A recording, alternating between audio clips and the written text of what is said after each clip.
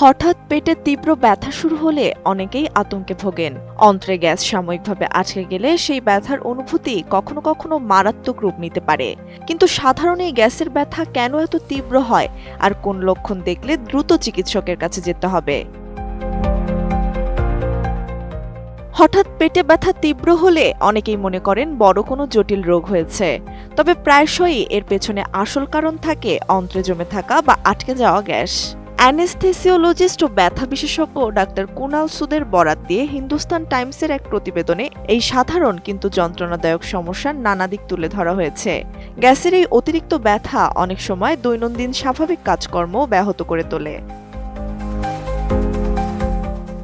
বিশেষজ্ঞদের মতে, স্বাভাবিক নিয়মে অন্ত্রের ভেতর দিয়ে গ্যাস চলাচল করে, কিন্তু কোনো কারণে এই গ্যাস বের হতে না পেরে সাময়িকভাবে আটকে গেলে তা অন্ত্রের ভেতরের দেয়ালে অস্বাভাবিক চাপ সৃষ্টি করে।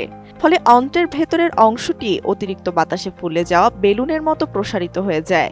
আর এই অতিরিক্ত প্রসারণের কারণেই অন্ত্রে থাকা ব্যথা সংবেদনশীল স্নায়ুগুলো একযোগে সক্রিয় হয়ে ওঠে এবং তীব্র ব্যথা ও পেটে মোচড় দেওয়ার মতো অনুভূতি তৈরি করে।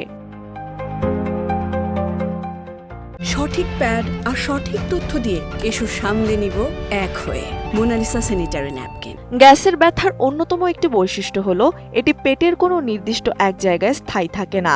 অন্ত্রের ভেতরে গ্যাসের নড়াচড়ার সাথে সাথে ব্যথার স্থানও বারবার পরিবর্তিত হতে পারে এবং এই যন্ত্রণা কিছুটা ঢেউয়ের মতো আসা যাওয়া করতে পারে। তবে সুখবর হচ্ছে, পেটের স্বাভাবিক নড়াচড়ার মাধ্যমে আটকে থাকা গ্যাস বের হয়ে গেলে বা চলাচল শুরু করলে ব্যথার তীব্রতাও ধীরে ধীরে কমে আসে। এই অস্বস্তি কমানোর জন্য চিকিৎসকেরা কিছু সহজ ও কার্যকর পদক্ষেপের কথা বলেছেন, যেমন হঠাৎ তীব্র ব্যথা হলে স্থির বসে না থেকে কিছুক্ষণ হালকা হাঁটাহাঁটি করা, হালকা শারীরিক নড়াচড়া, পর্যাপ্ত পরিমাণে পানি পান করা কিংবা প্রয়োজনে মলত্যাগ করা। এসব অভ্যাসের ফলে অন্ত্রের স্বাভাবিক বিচরণ ফিরে আসে এবং আটকে থাকা ক্ষতিকর গ্যাস বের হতে সাহায্য করে। তবে সব পেট ব্যথাকেই কেবল সাধারণ গ্যাসের ব্যথা মনে করা একদমই উচিত নয়। চিকিৎসকদের মতে, পেট ব্যথার সাথে যদি শরীরে উচ্চ জ্বর, অনবরত বমি, মলের সাথে রক্ত যাওয়া কিংবা পেট অস্বাভাবিক শক্ত ফুলে যাওয়ার মতো উপসর্গ থাকে, তবে দেরি না করে দ্রুত চিকিৎসকের পরামর্শ নিতে হবে, কারণ এসব লক্ষণ গ্যাসের চেয়েও বড় কোনো জটিল রোগের পূর্বাভাস হতে পারে। ত্রিবেণী তনু, ATN নিউজ।